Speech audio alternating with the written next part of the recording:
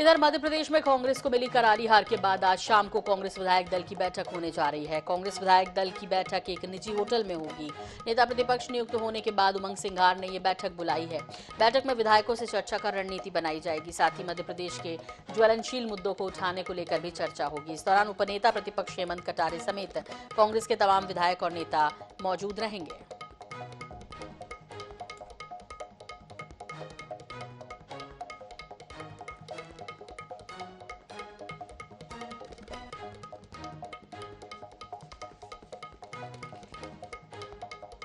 तो प्रदेश के ज्वलनशील मुद्दों पर चर्चा होनी है। एमपी कांग्रेस के मंथन का दौर।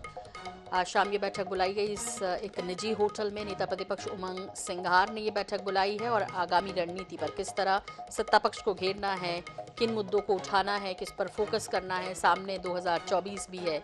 इसके अलावा नई सरकार के गठन के बाद ये पहला सत्र चल रहा है। तो फिलहाल ये जानकारी की कांग्रेस विधायक दल की बैठक है और दिनेश शुक्ल हमारे साथ जुड़ गए हैं। सीधी तस्वीरें भोपाल से आप देख पा रहे हैं। दिनेश, मंथन करेगी मध्य प्रदेश कांग्रेस, क्या कुछ जानकारी आपके पास? जी देखिए, आज विधायक दल की बैठक होगी और इस विधायक दल की बैठक में एकता दर्शाने की कोशिश की जाएगी। संगठन मजबूत संगठन दर्शाने की कांग्रेस कोशिश करेगा। मध्य प्रदेश में मात्र 66 विधायक कांग्रेस के जीत कर आए हैं और विधायक दल की बैठक जो है आज 7 बजे भोपाल के एक निजी होटल में होगी, जिसके लिए जो नेता प्रतिपक्ष हैं उमंग सिंघार, उन्होंने सभी विधायकों को अवगत करा दिया है। और इस बैठक में जो विधानसभा का सत्र जो 18 से 21 तारीख तक 4 दिन का सत्र है, उसमें किस तरह से सरकार को घेरा जाए, किन मुद्दों पर सरकार को घेरा जाए और सरकार के खिलाफ जो आक्रोश का माहौल है वो विपक्ष कैसे बनाए, इस पर चर्चा होगी। कुल मिलाकर जो प्रदेश के मुद्दे हैं, जनता के मुद्दे हैं, उनको उठाने की बात की जाएगी। हालांकि मध्य प्रदेश में जो विधानसभा चुनाव हुए उसमें कांग्रेस को करारी हार का सामना करना पड़ा है, क्योंकि 2018 में जिस तरह 114 सीटें जीतकर विधायक जीतकर आए थे और मध्य प्रदेश में कमलनाथ ने सरकार बनाई थी, तो वो सरकार इस बार चली नहीं बनती हुई दिखी। इतनी लहर के बाद कांग्रेस को ऐसा अंदेशा था कि उनकी सरकार बनने वाली है, लेकिन मात्र 66 विधायकों पर ही कांग्रेस को जो संतोष करना पड़ा है। अब आगे की रणनीति क्या होगी, क्योंकि एक दिन पहले ही जो है नए अध्यक्ष की नियुक्ति हुई है, नए नेता प्रतिपक्ष की नियुक्ति हुई है, उप नेता प्रतिपक्ष बनाए गए हैं, तो एक सामाजिक समीकरण साधने की भी कांग्रेस ने कोशिश की है। तो अब जो आज शाम को विधायक दल की बैठक होगी, जिसमें सभी विधायक जो है आएंगे कमलनाथ को छोड़कर, क्योंकि कमलनाथ जो है वो सदन भी नहीं पहुंचे हैं और उन्होंने सदन में ना पहुंचकर पहले से ही पत्र भेजा था। तो 65 विधायक जो हैं आज इस विधायक दल की बैठक में पहुंचेंगे और सभी जो है अपनी बात रखेंगे और जो निर्देश मिलेगा नेता प्रतिपक्ष की तरफ से उसका विधानसभा में कैसे पालन किया जाएगा, उस पर रणनीति बनेगी। जी, अब चूंकि सब कुछ कांग्रेस में भी तय हो चुका है दिनेश, और ऐसे में नए ऐसे मुद्दे, ज्वलनशील मुद्दे जिन्हें प्रदेश में उठाना है, तो कांग्रेस किस किस को उठा सकती है? ऐसी कोई सुगबुगाहट है क्या आपके पास?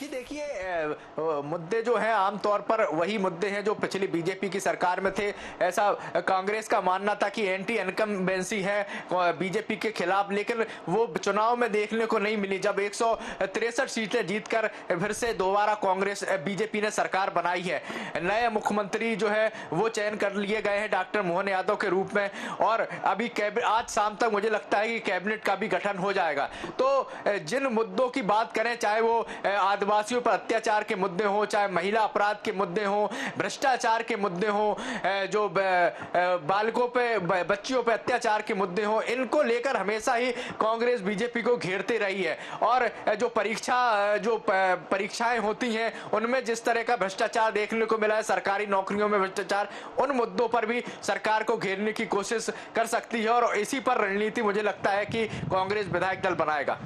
जी बिल्कुल। दिनेश, यहाँ पर आपसे ये भी समझना चाहेंगे कि एकजुटता का संदेश जरूर यहाँ पर देने को मिलेगा, क्योंकि अभी नई टीम बनी है पूरी, तो एक जोश भी देखने को मिलता है। लेकिन इस बीच चूंकि कमलनाथ हवाला दे चुके हैं कि वो नहीं आ पाएंगे। इसके पहले जो एक मीटिंग हुई थी जब नेता प्रतिपक्ष को चुना जाना था, तब भी नहीं आए थे। इसके अलावा आपने कहा कि वो अभी सदन में शामिल नहीं हो पाएंगे, इसका पत्र दे चुके हैं। ये बैठक, इसे देखते हुए क्या कहा जा सकता है कि हाँ, कोई दिक्कत नहीं है, सब कुछ ठीक है और 2024 में एक साथ मिलकर सभी चुनाव मैदान में उतरेंगे, या जो सत्ता पक्ष है उसे घेरेंगे?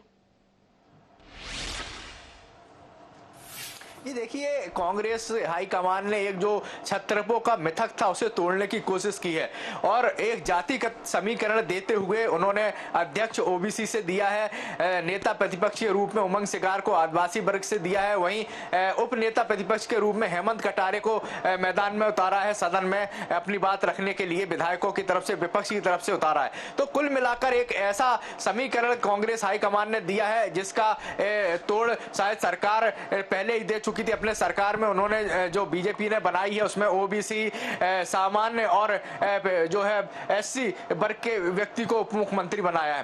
तो अब जो है सदन में जिस तरह से उमंग सिंगार सरकार को घेरेंगे, वहीं जीतू पटवारी सड़क पर घेरते हुए नजर आएंगे। तो कांग्रेस हाईकमान अपने जो नेताओं को अब मुझे लगता है कि जिस तरह से बीजेपी में अपने वरिष्ठ नेताओं को मार्गदर्शक मंडल में डालने की कोशिश की करती है, उसी तरह अब कांग्रेस भी उसी राह पर चलती हुई नजर आ रही है। नई टीम दी है, ऊर्जा के साथ भरी हुई टीम दी है। अब तो ये भविष्य में देखना होगा कि किस तरह ये युवा टीम अपने जो वरिष्ठ नेता या फिर अपनी एक राह बनाती है। जी बिल्कुल ठीक कह रहे हैं दिनेश, और देखना अब दिलचस्प होगा कि जिस उम्मीद, यानी विपक्ष की उम्मीद के साथ जो मध्य प्रदेश देख रहा था कि एक युवा चेहरा और एक नए ताज़ा तरीन अंदाज में कलेवर के साथ विपक्ष जो है वो दिखाई दे, शायद उम्मीद की जानी चाहिए कि इस पूरी टीम, एक नई टीम के बाद ऐसी उम्मीद की जाए और सत्ता पक्ष को घेरने में कामयाब भी रहे। फिलहाल बहुत धन्यवाद इस तमाम जानकारी के लिए।